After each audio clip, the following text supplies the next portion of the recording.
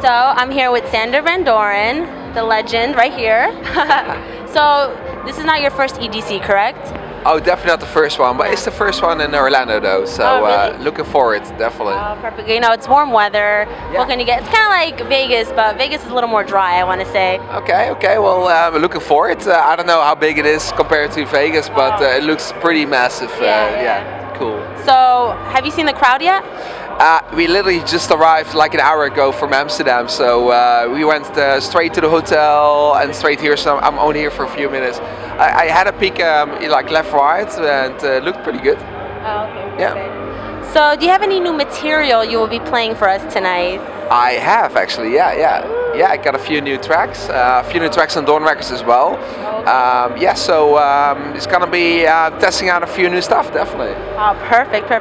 So growing up, we want to know, what kind of music did you listen to? Was it house? Was it techno? Was it even remotely close to electronic dance music? Yeah, you know, my older brother, he's like 10 years older. He used to buy CDs like Turn Up the Bass, which was already pretty housey, like Todd Terry, like names like that, like Tori Amos, stuff like that. So I was listening to that when I was around 10 years old. Besides that, Depeche Mode, Toto, Aha, the whole disco era in the 80s. So that's kind of my foundation. Cool. Yeah. So you had this track that recently came out not too long ago, Gold Skies, Yeah. and it came, you did a collaboration with Debs and more. So how did you collaborate with them? And they're kind of a different genre, I want to say. So how did you get into them? Well, actually, Dubs came to me with the original setup, which was kind of like the male vocal is theirs. They sang this vocal together with Alicia. Did the female vocal part, and I loved the track, and so I decided to make like a whole setup of it, like a production. I sent it out to a few guys, also to Martin, and Martin, he loved it, and he was like, "Oh man, I've got a great idea for this as well." So he got on board at a later stage. I was already testing out the record for like a year, and he kind of made the track as it is right now. Finished the track, made the lead sounds a little bit better, and so it kind of became this nice collaboration in the end. Nice. Now, Debs and Martin Garrix are very young. They're very, I want to say, new to the industry. Yeah. But they're blowing up right now. So, what can you tell? Like, do you see anything in them that you've seen in yourself? Like, do you see something like passion in them? What do you see in them that you know that they will go far in the future? Well, they've got a lot of energy. They're ready to go for it, and obviously Martin is already there yet. Is already there. It's just like three things that actually makes you a big artist. Like, for instance, Martin Garrix. You need to be brilliant in the studio. You need to be brilliant on stage as a DJ, but also as an entertainer. He has all those three elements, as well as Dubs as well. So, I think they're gonna have a very bright future. And for me, it's great to see. The market is changing every single year.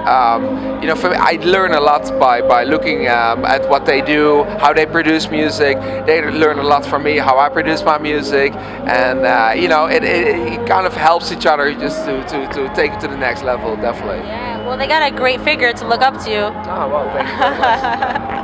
So I'm going to ask you one more question. You've been in the industry for so long. So what are the disadvantages? There's so many advantages to being a DJ, but what are some of the disadvantages that you kind of wish you could change a little bit? The hardest part of being a DJ is obviously the travel part. Being in the airport. It kind of feels like a prison sometimes. You have to be in there, you can't go there, you have to go through security every single time again. There's nothing you can do about it, so there's nothing I could change about it. It's a different life than normal people are used to. You're being recognized on the streets. You have to take pictures, which is awesome. But you're giving a lot of your private life, to the general crowd. It's quite how to say, confronting sometimes. Yeah. But if you learn how to deal with it, it's actually it's a dream come true. If I could create something, I'd probably create an easy pass for DJs, so they could just get in, get out real quick, and in the airport, out of the airport. easy. Yeah. Well, you know, you kind of have that, you know, global entry in the US, where you can just go from your car, you park it in front of the door, and go straight to and get out to the back gate. of the door. Exactly. Go to your next stop. Right? Sometimes you take a private jet. You know, it makes things a lot more easy. Now, how long have you had Doorn Records for now? Right now, I would say around 6-7 years. The first track I released was Riff, and actually the second track was one of the guys from W&W, Ward. Right outside, actually. They're right outside right now. Yeah.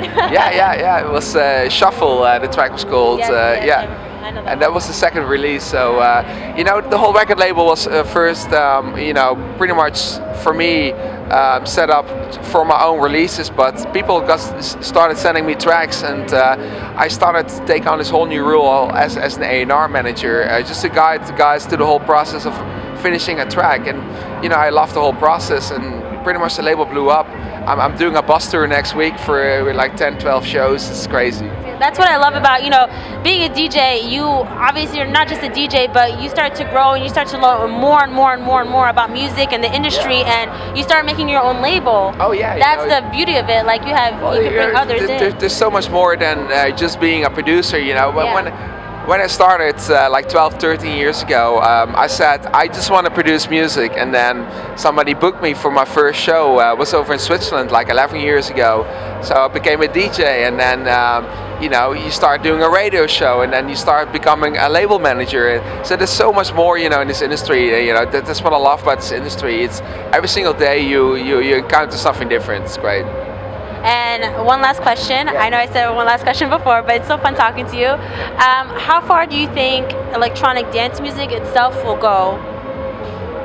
Oh, so much farther than it is going right now. So? You know, it's already blowing. Well, it's blew up. Yeah, it's on the ring. My mom listens to it. Exactly.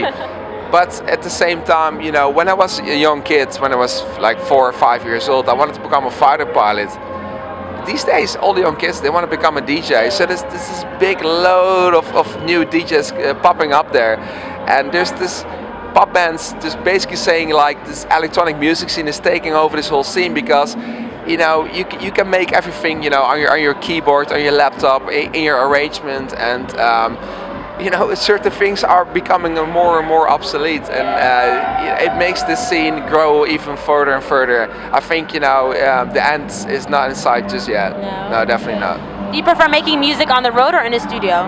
Oh, definitely in the studio, but you know, it's being on the road pretty much all the time. You know, you have to make a lot of music on the road. I always have to go to the studio though to finish the track. Yeah. Good. Yeah. Well, thank you so much, Sander van Doorn. You're welcome.